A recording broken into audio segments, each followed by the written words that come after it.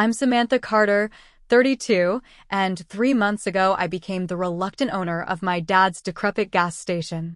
When Dad passed, my siblings Amanda and Trevor nearly fell over laughing at my worthless inheritance while they split his liquid assets. Their mockery turned to rage when they discovered Dad's rundown property sat on $200 million worth of oil reserves. Now they're desperately trying to get their hands on my inheritance. But I had other plans they never saw coming.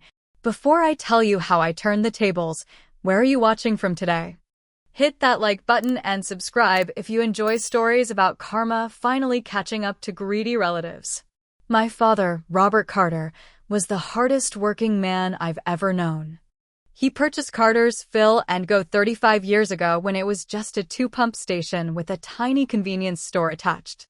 Located on the outskirts of our small town in Oklahoma, it wasn't much to look at, but to Dad, it represented everything he valued: independence, honest work, and serving the community. While I cherished helping Dad at the station after school and on weekends, my siblings Amanda and Trevor saw things differently. Amanda is 5 years older than me at 37, and Trevor is 35. From an early age, they made it clear they had bigger plans than our little town could offer. "Sammy, you're wasting your potential just like Dad," Amanda would say, using the nickname I hated. She moved to Chicago right after college and worked her way up at a marketing firm, coming home only for Christmas and the occasional birthday when it suited her schedule. Trevor wasn't any better. He settled in Dallas, working in commercial real estate and always talking about his latest deal or acquisition. Both of them measured success in dollar signs and status symbols. Trevor drove a new luxury car every 2 years, while Amanda bragged about her condo with views of Lake Michigan. Meanwhile, I stayed local, got my business degree, and worked as an accountant at a firm 20 minutes from Dad's station. I still helped him with the books and occasionally worked the register when he was short-handed. Those quiet evenings counting inventory and balancing the till were when Dad taught me his most important lessons. The true measure of success isn't what you take, Sammy girl, but what you give back, he'd say while we restocked the coolers. Remember that everyone who walks through that door is a neighbor, not just a customer. Dad never cared that the station's faded blue paint was peeling or that the concrete had cracks sprouting weeds. He kept the pumps working, the prices fair, and always had time to help Mrs. Wilson check her oil or give the Anderson kids free air for their bike tires.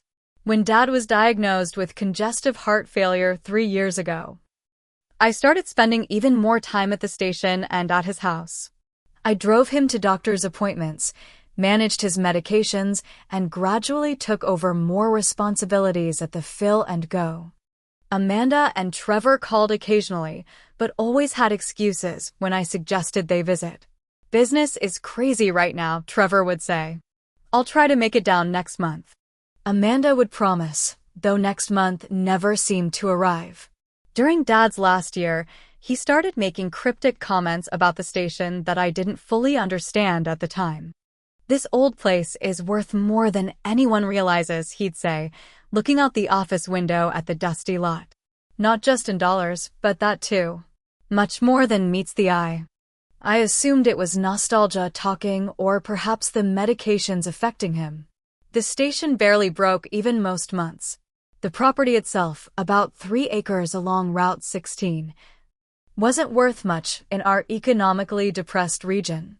Developers weren't exactly flocking to our town of 8,000 people. From the outside, Carter's Fill and Go looked like thousands of other struggling rural gas stations across America. The canopy over the 4 pumps had faded from red to a washout pink.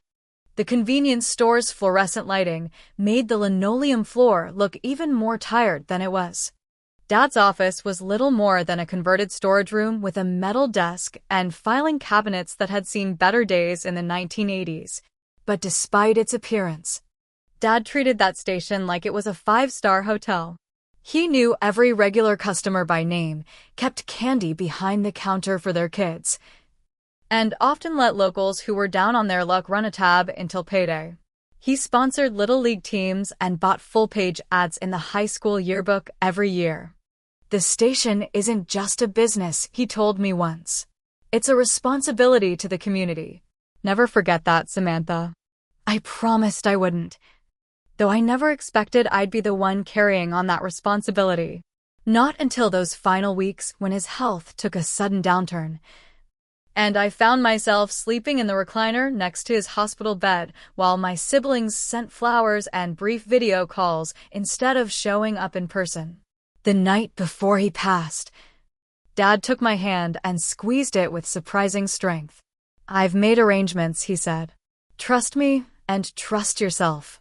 You'll know what to do when the time comes." I didn't understand what he meant then. I was too busy trying not to fall apart at the thought of losing him. But I would remember those words vividly in the months to come. Dad's funeral brought the expected outpouring of community support. The small chapel was packed with people whose lives he had touched. Local business owners. Families he'd helped during tough times, even teenagers who'd worked summer jobs at the station over the years. The mayor gave a touching speech about Dad's contributions to the town. What struck me most, however, was watching my siblings during the service.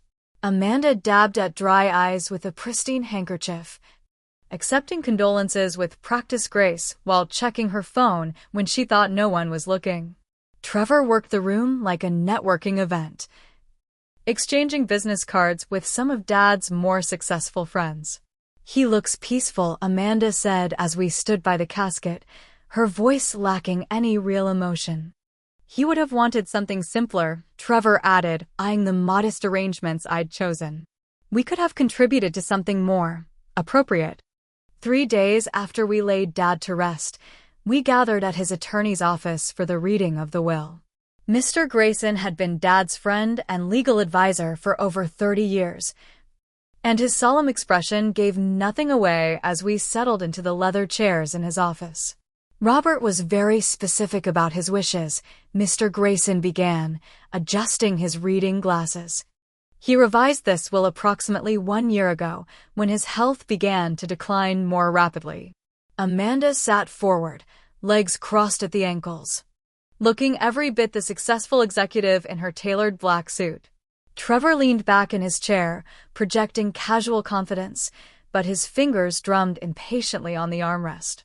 "To my children, Amanda Rose Carter and Trevor James Carter," Mr. Grayson read, "I leave the following assets to be divided equally between them. My primary residence at 1420 Oakwood Lane. My investment portfolio currently valued at approximately $780,000, my life insurance policy of $500,000, and cash savings of approximately $215,000. Amanda and Trevor exchanged satisfied glances. The house alone was worth about $300,000, and the total inheritance would give them each well over $500,000. "To my daughter, Samantha Lynn Carter," Mr. Grayson continued, "I leave full ownership of Carter's Fill and Go, including all associated business assets and the property on which it stands." The silence that followed lasted only seconds before Trevor let out a snort that quickly evolved into mocking laughter. Amanda's perfectly shaped eyebrows shot up before she joined in with a more controlled chuckle. "The gas station? That's it?" Trevor said between laughs. "Oh, Sam, I'm sorry. But that's just perfect. Dad's little helper gets Dad's little gas station," Amanda added with a smirk. "How fitting." I felt my cheeks burning as Mr. Grayson cleared his throat loudly, shooting a disapproving look at my siblings. "There is more," he said firmly. "Robert has included a letter for each of you, to be read privately. Additionally, there is a stipulation regarding the gas station property. It cannot be sold for a minimum period of 6 months following Robert's death. Any attempt to sell before that time will result in the property reverting to a trust that would then donate it to the town." "Why would anyone even want to buy that junk heap?" Trevor muttered. "Probably an environmental nightmare," Amanda added. "The cleanup costs alone would be more than it's worth." Mr. Grayson ignored them and handed each of us the sealed envelope. Mine felt heavy in my hands, but I couldn't bring myself to open it in front of my siblings' judgmental stares. As we exited the attorney's office, Amanda linked her arm through mine in a show of false sisterly concern that made my skin crawl. "Don't worry, Sammy," she said sweetly. "Once the 6 months are up, we can help you unload that liability. You might get enough to pay the property taxes it'll cost you until then." "Yeah," Trevor added, patting my shoulder condescendingly. Dad clearly wasn't thinking straight at the end. "We all know that place is worthless. At least we can split our inheritance with you. That's what family does." "That's very generous," I replied, unable to keep the edge from my voice. "But I think I'll hold onto Dad's station for now." "Oh, honey," Amanda laughed, exchanging a knowing look with Trevor. "Always the sentimental one. That's why we love you, but that's also why you're still stuck in this town while we've moved on to bigger things." That night, alone in my apartment, I finally opened Dad's letter. His familiar handwriting brought fresh tears to my eyes. "My dearest Samantha, by now you know that I've left you the station, and your siblings have likely made their opinions clear on this matter. What they don't know, what almost no one knows, is why I held onto that property all these years despite offers to sell. There is value there that goes far beyond what meets the eye. Bill knows some of it, but even he doesn't know the full story. Take your time, look carefully, and remember what I taught you about responsibility and community. When you discover the truth, you'll face choices that will test your character.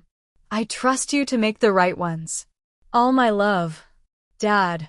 I read the letter 3 times, trying to decipher its meaning. What value? What truth? Who had tried to buy the station? And what did Bill, Dad's longtime employee and friend, know that I didn't? Despite my confusion, one thing was clear. Dad had trusted me with something important. Something my siblings had been too self-absorbed to see. Their mockery stung, but Dad's faith in me mattered more. The next morning, I woke up with a new sense of purpose. Whatever Dad's reasons, the gas station was my responsibility now, and I wouldn't let him down. My first day as the official owner of Carter's Fill and Go was overwhelming. I'd helped Dad for years, but standing behind the counter alone, knowing it was all mine now, felt entirely different. The weight of responsibility settled on my shoulders as I unlocked the doors at 6 a.m., just as Dad had done 6 days a week for 3 decades. The morning rush brought familiar faces, factory workers grabbing coffee before their shifts, farmers fueling up trucks, high school kids stopping for energy drinks. Many offered condolences or shared quick stories about Dad. Their genuine affection made me even more determined to keep his legacy alive, despite my siblings' dismissal of its value. Around mid-morning, Bill Harding arrived for his shift. At 68, Bill had worked for Dad almost since the beginning, becoming more family than employee over the years. His weathered face creased with a smile that didn't quite reach his eyes.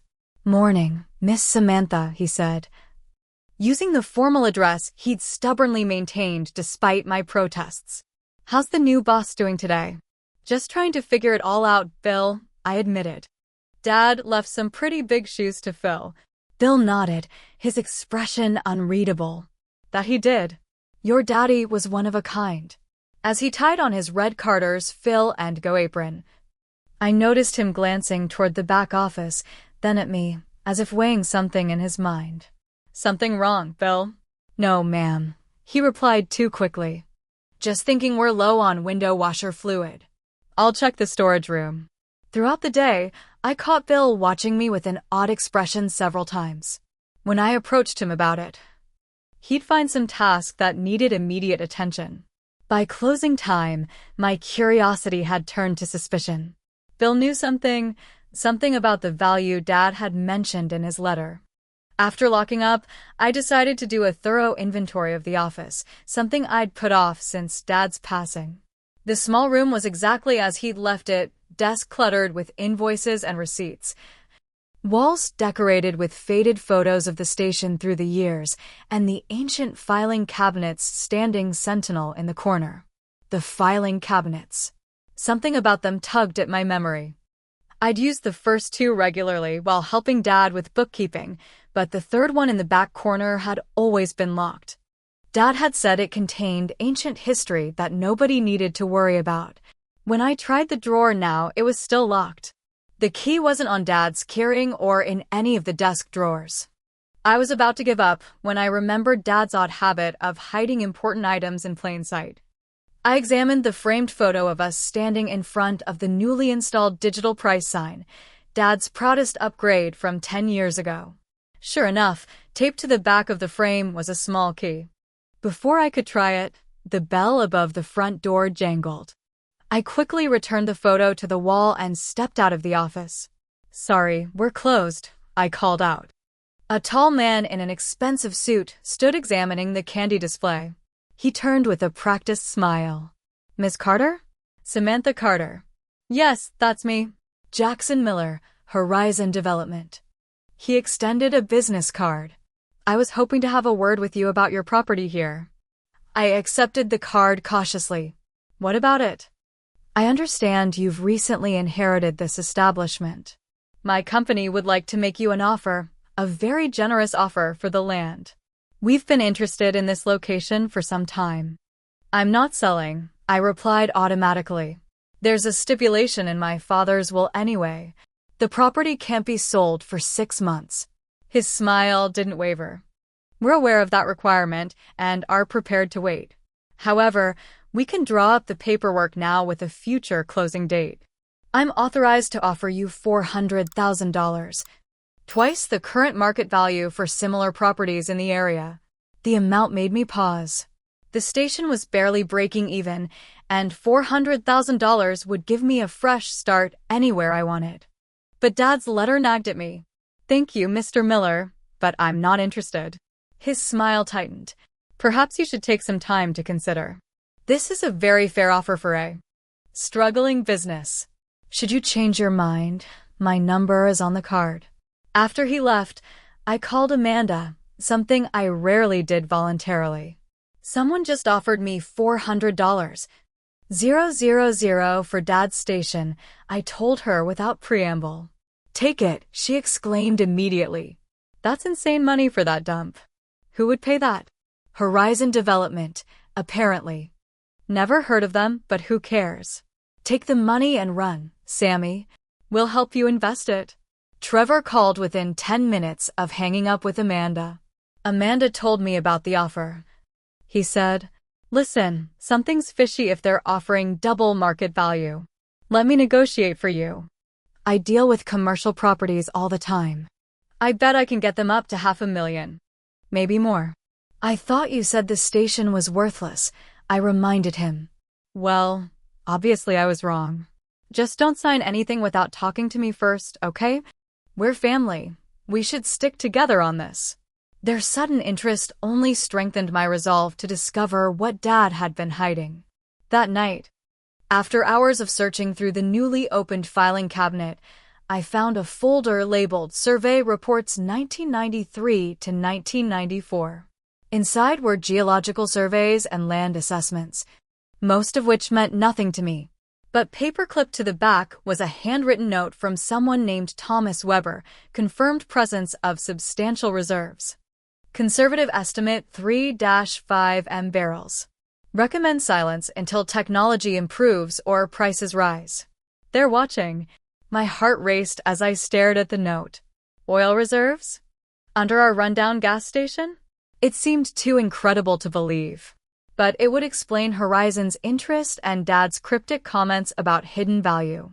As if confirming my discovery, I found a hidden compartment in the bottom drawer containing more recent surveys from just 3 years ago, around when Dad's health began declining. These reports were far more detailed, with colored maps showing what appeared to be substantial oil deposits not just under our property, but extending into neighboring lands. Dad had been sitting on this information for decades. But why? And why leave it all to me instead of my financially savvy siblings? I carefully returned everything to its place, locked the cabinet, and hid the key again. I needed more information before deciding my next move, and I knew exactly who to ask first thing in the morning. The next day, I called my college roommate Leah Morgan, now a geologist for an environmental consulting firm. I scanned and sent her some of the less detailed surveys, claiming I'd found them while cleaning out Dad's office and was curious about what they meant. "These are preliminary oil surveys, Sam," she confirmed during our video call that evening. "And pretty promising ones from what I can see." "Where did you say these were from?" "My dad's gas station property," I explained. "Do you think they're accurate?" Leah adjusted her glasses, examining the images more closely. "Hard to say without more data, but these methods were solid even back in the 90s. If these readings are correct, there could be significant oil deposits there. We're talking potentially millions of barrels, depending on the field size." My head spun as she explained about extraction methods, recovery rates, and current oil prices. By her rough calculations, even a conservative estimate would value the reserves in the hundreds of millions of dollars. "Of course, that's just the oil in the ground," Leah cautioned. "The actual value to you would depend on mineral rights, extraction costs, environmental regulations, and a dozen other factors." "Do you own the mineral rights to the property?" I realized I had no idea. How would I find that out? County Records Office would have that information. "But Sam, if this is real, you need to be careful who you talk to about it. The oil business can get complicated." After thanking Leah for her discretion, I spent the next day at the County Records Office. What I discovered confirmed my suspicions. Robert Carter owned full mineral rights to the property, rights that had now transferred to me. Dad had purchased not just the gas station, but all subsurface rights when the previous owner was desperate to sell after the oil bust in the 1980s. As I drove back to the station, my phone rang continuously, first Amanda, then Trevor, then Amanda again. I let their calls go to voicemail, not ready to deal with their sudden interest in my worthless inheritance. When I arrived at the station, 2 unfamiliar cars were parked out front. Bill was behind the counter, looking uncomfortable as 3 men in business attire examined the property. "Miss Samantha," Bill said with obvious relief when I walked in. "These gentlemen are from Petrolux Energy. They were asking about the property." The tallest of the 3 stepped forward with an outstretched hand. "Miss Carter, I'm Gregory Walsh, Senior Acquisition Manager for Petrolux. We'd like to discuss purchasing your property. We're prepared to make a very attractive offer." "How attractive?" I asked, keeping my expression neutral. $10 million all cash. Immediate closing as soon as the 6-month restriction lifts. Bill's jaw dropped. The other customers in the store froze mid-action, staring at us. "That's a generous offer," I replied carefully. "But as I told Horizon Development yesterday, I'm not interested in selling at this time." Walsh's professional smile didn't waver. "Perhaps we should discuss this privately. $10 million is just our initial offer. There's room for negotiation." I agreed to meet him in Dad's office, where he wasted no time getting to the point. "Miss Carter, I'll be frank. We know about the oil deposits under this property. Our latest assessments indicate reserves worth potentially $200 million or more at current prices. We're prepared to offer you $25 million for the property and all mineral rights, which is more than fair considering the extraction costs and regulatory hurdles." The confirmation of the property's true value still stunned me, even though I'd suspected it. But something else caught my attention. "Latest assessments? When did Petrolux assess my property?" Walsh hesitated just long enough for me to know I'd caught him in something. "We have historical data from regional surveys. Standard practice in our industry." After he left with my firm refusal ringing in his ears, Bill locked the front door and turned the sign to closed despite it being only 3 p.m. "We need to talk, Miss Samantha," he said gravely. "Your daddy made me promise not to say anything until you found out on your own, but now that these vultures are circling, you need to know everything." Over the next hour, Bill revealed the full story. Dad had discovered the potential oil deposits shortly after buying the place, but kept it quiet. He'd watched oil companies buy up neighboring properties over the years, only to abandon them when extraction proved too difficult with existing technology. He'd been approached numerous times with offers, but always refused. About 3 years ago, when fracking technology improved, the big companies got interested again, Bill explained. Your daddy knew his health was failing. That's when he updated his will and made me promise to keep quiet until you figured it out yourself. He said you were the only one of his children who'd make the right choice. What right choice? I asked, bewildered by the responsibility suddenly thrust upon me. Bill shrugged. He never said exactly, just that you'd know when the time came. That evening, my condo doorbell rang incessantly until I finally answered. Amanda and Trevor stood there, both trying to mask their agitation with concerned expressions. We've been calling you all day, Amanda said, pushing past me into the living room. Why haven't you been answering? We heard some oil company offered you $10 million for the station, Trevor added, following her in. Is that true? I crossed my arms. News travels fast. Who told you? Does it matter? Amanda waved dismissively. Sam, you can't seriously be considering rejecting an offer like that. It's insane money for a rundown gas station. It's my gas station, I reminded her. And actually, they raised the offer to $25 million before they left. Trevor nearly choked. $25 million? Jesus, Sam. That's life-changing money. For all of us, Amanda added quickly, her tone softening. Families should share in unexpected windfalls. Dad would have wanted that. The same dad they couldn't be bothered to visit during his final years. The same dad whose legacy they had mocked just days earlier. I felt a cold clarity washing over me as I finally saw my siblings for who they truly were. I'll think about it, I said, showing them to the door. I need some time. Later that night, searching through the rest of Dad's hidden files, I found his personal journal. The entries from his last year revealed everything, his knowledge of the oil's true value. The increasing offers as word leaked out about improved extraction possibilities, and most importantly, his reasons for leaving it all to me. Samantha understands what matters, he'd written. Money changes people, usually for the worse. I've watched it happen to Amanda and Trevor over the years. They measure everything in dollars and have forgotten what I tried to teach them about community and responsibility. This town gave me everything, my livelihood, my home, my purpose. The oil beneath our feet could destroy it all if handled wrongly, or it could secure its future for generations. Samantha will know what to do. She has her mother's heart and, I hope, some of my common sense. As I closed the journal, my phone buzzed with a text from Trevor. Don't sign anything. These oil guys are lowballing you. I have contacts who can get us way more than $25 million. We're talking $100 million plus if we play this right. Family has to stick together. I turned off my phone and slept better than I had since Dad's passing.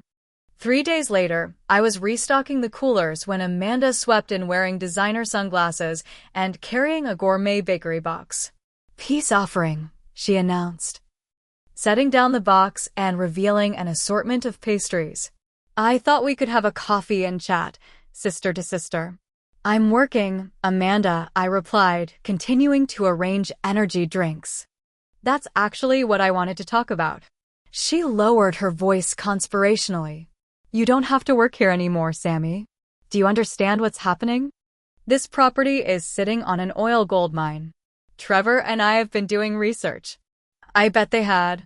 After years of minimal contact, both my siblings had suddenly become daily fixtures in my life. Trevor had dropped by the station twice, walking the property with a suspiciously professional eye.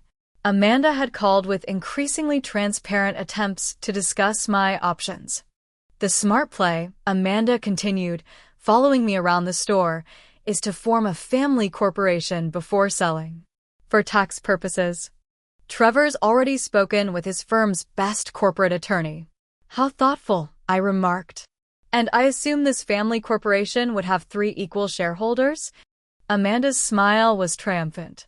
Exactly. We're on the same page. We can negotiate together and split everything equally. It's what Dad would have wanted. Is it? I stopped restocking and faced her directly. The same Dad who specifically left the station to me alone. Amanda's expression hardened momentarily before she forced another smile. Dad wasn't thinking clearly toward the end. Sammy, you know that. He had no idea about the oil. It wouldn't be fair for you to get everything just because you played the dutiful daughter. Played the dutiful daughter. I repeated, heat rising in my cheeks. I was here, Amanda. Where were you when he needed rides to chemo? Or when he couldn't manage inventory alone anymore? Or when he just needed his children around him? I have a career, she snapped, her facade cracking. We can't all stay stuck in this backwater town playing gas station attendant. Some of us have real lives. The bell above the door jangled as Trevor walked in, all smiles until he sensed the tension. Ladies, everything okay? He asked, looking between us. Fine. Amanda said tightly. I was just explaining to Samantha why a family corporation makes sense.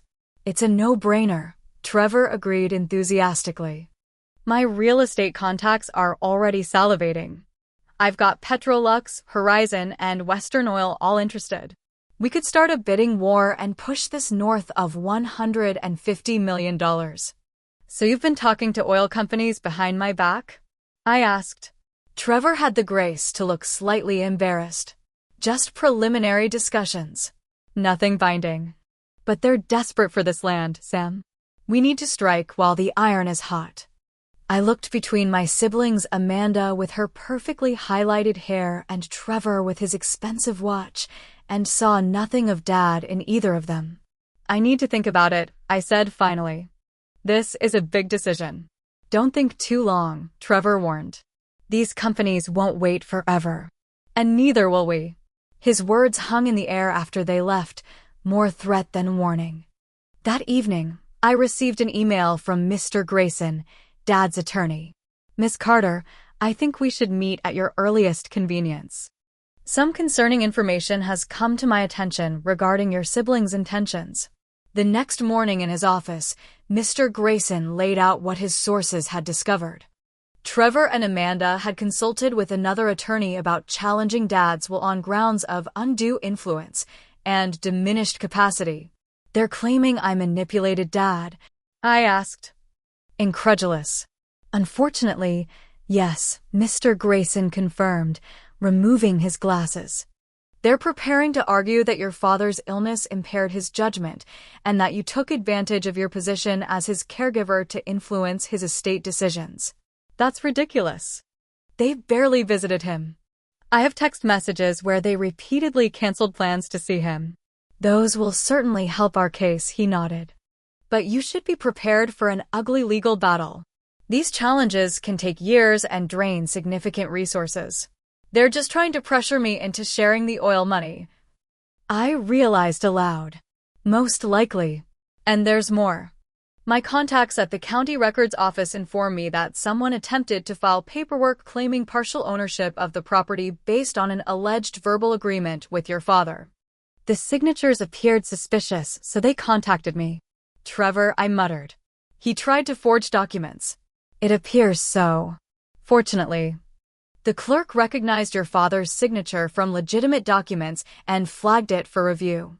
As I left Mr. Grayson's office, my phone rang, Amanda again. I answered this time. We need to talk, she said without preamble. Dinner tonight at Bellini's. 7 o'clock. It's important.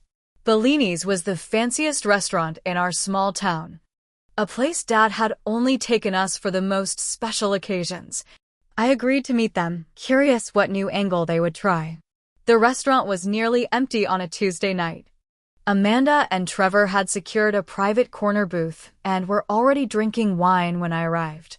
They'd ordered an expensive bottle, I noticed. Celebrating prematurely. Sammy. Amanda greeted me with false warmth. We ordered you a glass of that Chardonnay you like. I don't drink Chardonnay, I replied, sliding into the booth. Never have. A flicker of annoyance crossed her face. Well, anyway, we wanted to have a proper family discussion. Trevor leaned forward. We've been thinking about Dad and what he would have wanted. This oil situation, it's complicated. It's really not, I countered. Dad left the station to me. The oil under it comes with the property. But he didn't know about the oil. Amanda insisted. That changes everything. Actually, he did know, I said quietly. He's known since the 90s. He kept it quiet deliberately. Their shocked expressions would have been comical under different circumstances. That's impossible, Trevor sputtered. He would have cashed in. Nobody sits on that kind of money. Dad wasn't motivated by money, I reminded them. Unlike some people. Amanda's eyes narrowed. What's that supposed to mean? It means I know about the will challenge you're planning. And the forged documents, Trevor. Really? That's not just immoral, it's criminal. Trevor paled visibly while Amanda's face flushed red. We don't want to go that route, Amanda said. Her voice softening into what I recognized as her negotiation tone. We're family, Sammy. Think about what Dad really would have wanted. He loved all his children. He did, I agreed. But he also watched you both move away, rarely visit, and measure success only in dollars and status. He was disappointed in the people you became. That's not fair, Trevor protested weakly. Isn't it? When was the last time either of you spent more than a holiday weekend with him? When did you last help him with anything? You couldn't even be bothered to show up when he was dying. Amanda's eyes welled with tears that I might have believed were genuine a week ago. I had important meetings. I couldn't just drop everything. I loved Dad in my own way. Your own way wasn't enough for him, I said. And it's not enough for me now. So that's it. Trevor's voice hardened. You're going to keep $200 million all to yourself out of spite? I haven't decided what I'm doing yet, I replied honestly.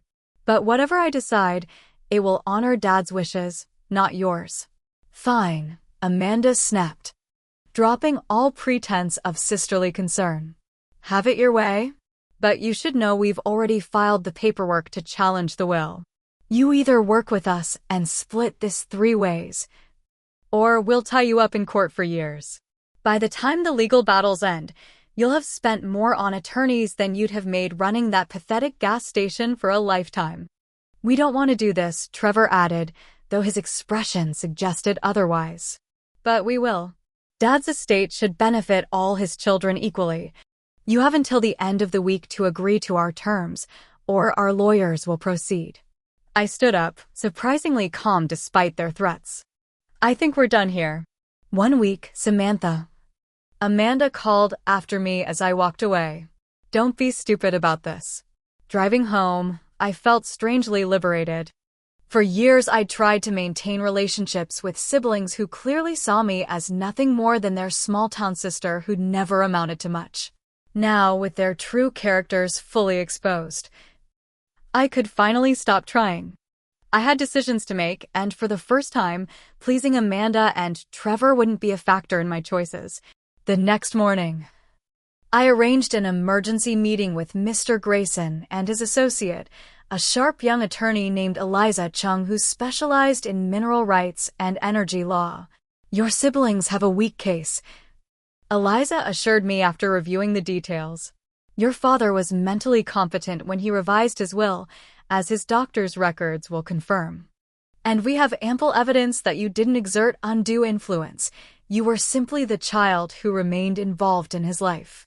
But they could still drag this through courts for years, I pointed out, during which time I can't sell or develop the property even if I wanted to. True, Mr. Grayson acknowledged. Legal battles over estates this valuable can become protracted. What are my options? I asked.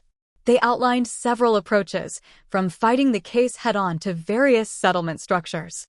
But something was bothering me about all of these solutions. What about the town? I asked suddenly.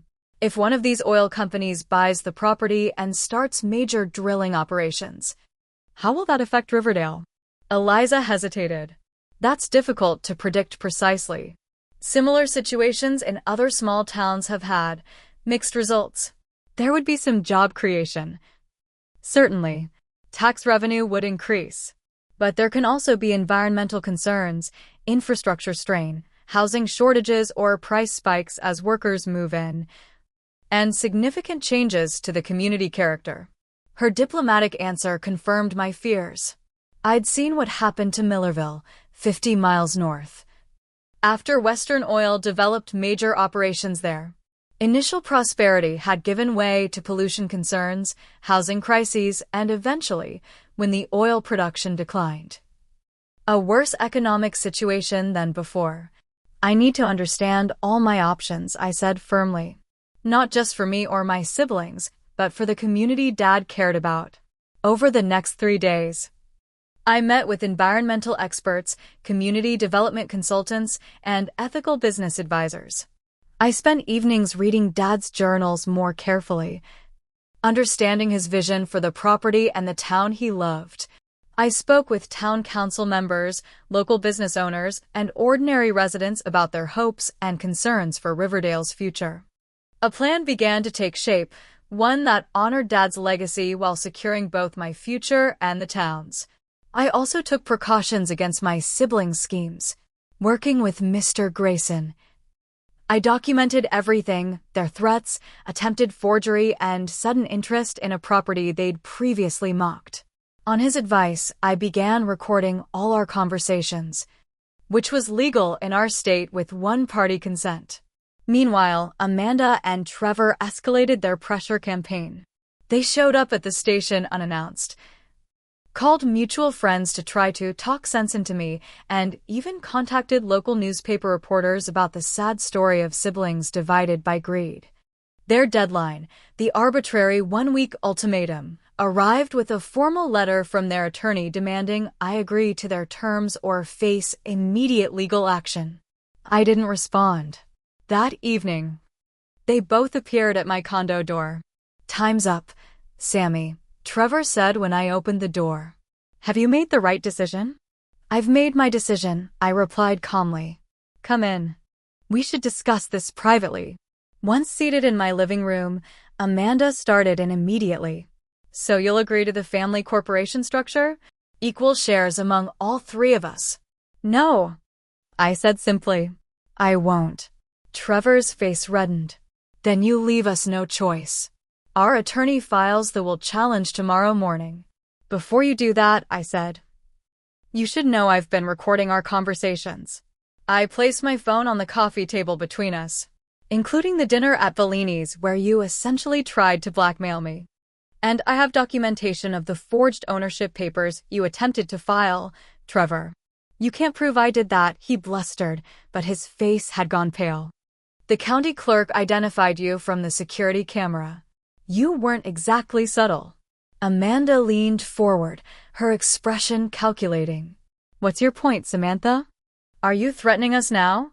"I'm offering you an alternative," I explained.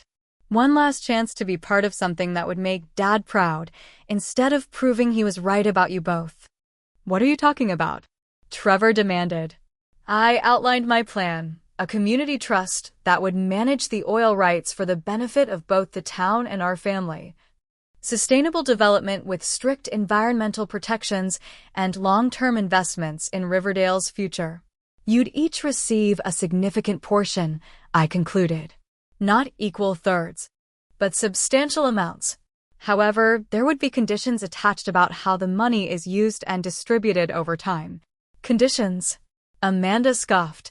"Who do you think you are?" "The legal owner of a $200 million property," I replied evenly. "One that Dad entrusted to me because he believed I would make the right choices. This is my final offer. Join me in honoring Dad's legacy, or pursue your lawsuit and get nothing but legal bills and public embarrassment when your recorded threats and forgery attempts become court evidence." Trevor and Amanda exchanged glances, silently communicating in that way siblings can. "We need time to consider this," Amanda said finally. "You have until tomorrow at noon," I replied, using their own tactic against them. "After that, I move forward with or without you. After they left, I poured myself a glass of wine, Cabernet, not Chardonnay, and gazed out my window at the town Dad had loved so much. Whatever my siblings decided, I was at peace with my plan. Dad had been right. When the time came, I didn't know what to do. The next morning, I found an unexpected ally in Bill. He arrived at the station early, looking more energetic than I'd seen him since Dad's passing. "Your daddy told me once that when the time was right, you'd figure out what to do with this place," he said. "Said you had the heart and the head to make the right choice. I'm guessing from those oil fellas not coming around lately, and your brother and sister looking like they swallowed lemons, that you've made your decision." I smiled. "I have, Bill. And I could use your help with the next part." "Count me in, Miss Samantha," he said without hesitation. "Whatever your daddy built, I'm proud to help you carry forward." At 11:58 a.m., 2 minutes before my deadline, my phone rang. It was Amanda. "We've discussed your proposal," she said stiffly. "We'll agree to your terms, provided we review all legal documents before signing." "Of course," I replied. "Mr. Grayson will contact your attorney this afternoon." After hanging up, I let out a breath I hadn't realized I was holding. Phase 1 of my plan was complete. My siblings were on board, however reluctantly.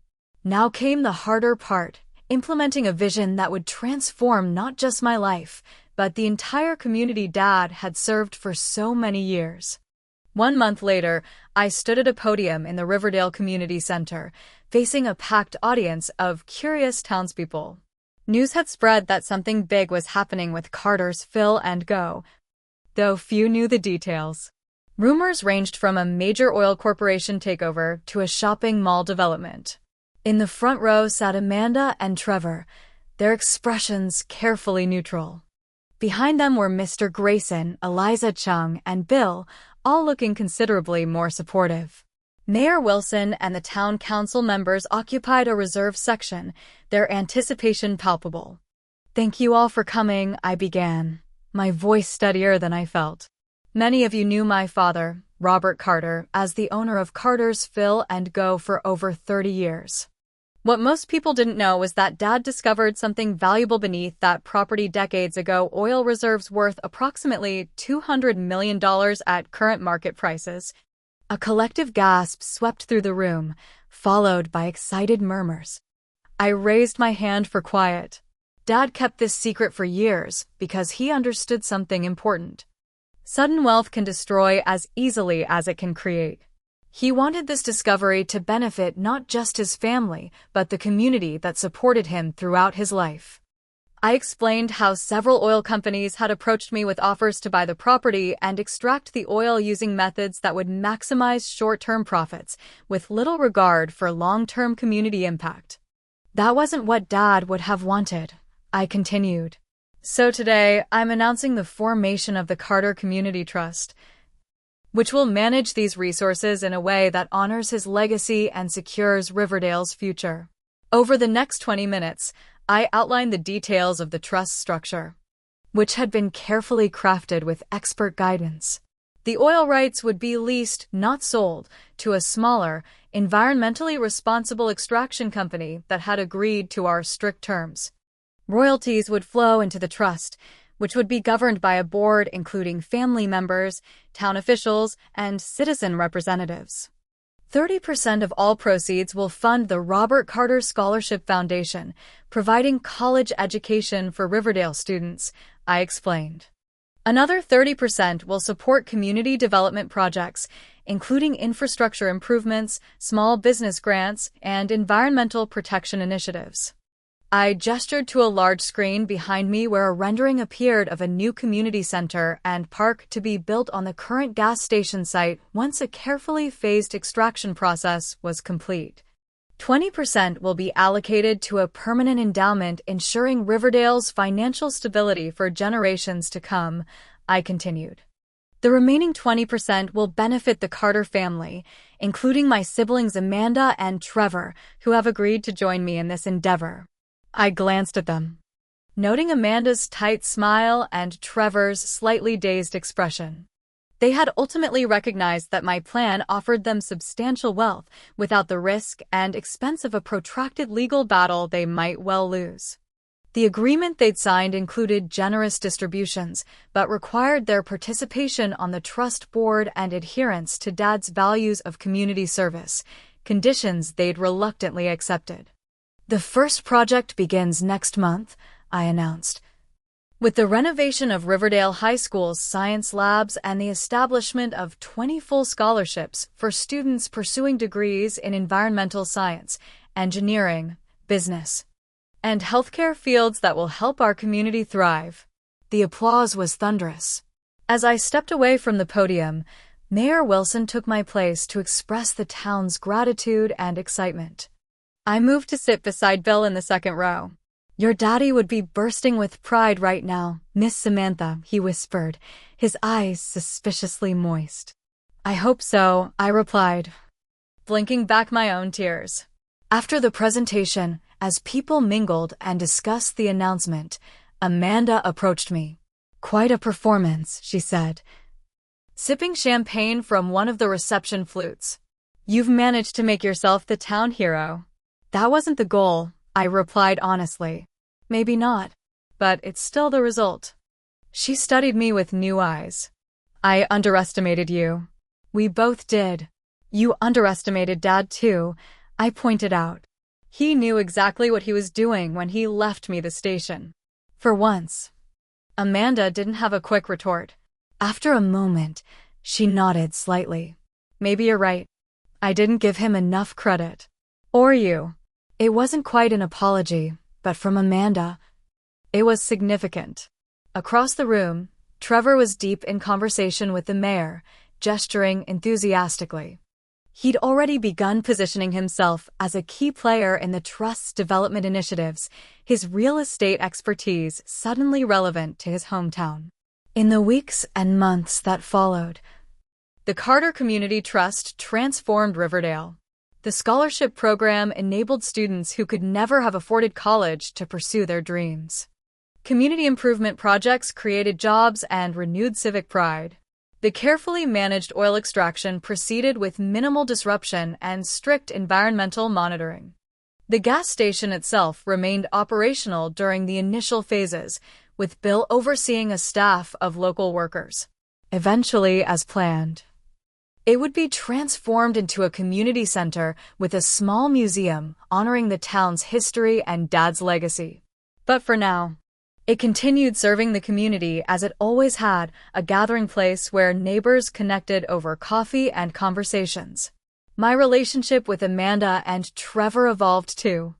We would never be the close-knit siblings some families enjoy, but our shared responsibility for the trust fostered a new, if sometimes fragile, respect. Amanda's marketing expertise proved valuable in promoting scholarship opportunities, while Trevor's business connections helped establish mentorship programs for aspiring entrepreneurs. 1 year after the announcement, I stood alone at Dad's grave, placing fresh flowers beside his headstone. "You were right," I said softly. "I didn't know what to do when the time came. I just needed to remember what you taught me, that true wealth isn't measured in dollars, but in the lives we touch and the community we build." The gas station that my siblings had once mocked as worthless junk had indeed concealed a $200 million secret. But the real treasure wasn't the oil beneath the ground. It was the values Dad had instilled in me, values that now shaped Riverdale's future. As I walked back to my car, my phone chimed with a message from Bill. "Miss Samantha, the first Carter scholars are heading off to college today. Thought you might want to come see them off." I smiled, turning immediately toward the community center where the scholarship recipients would be gathering. Dad's legacy continued, more valuable than any oil fortune could ever be. Have you ever inherited something that seemed worthless at first but turned out to be incredibly valuable? Or have you experienced family members who only showed interest when money was involved? Share your stories in the comments below. And if you enjoyed this tale of justice and community, please hit that like button, subscribe to see more stories like this, and share with friends who appreciate seeing karma catch up to greedy relatives. Thank you for watching, and remember that true wealth isn't always what it seems.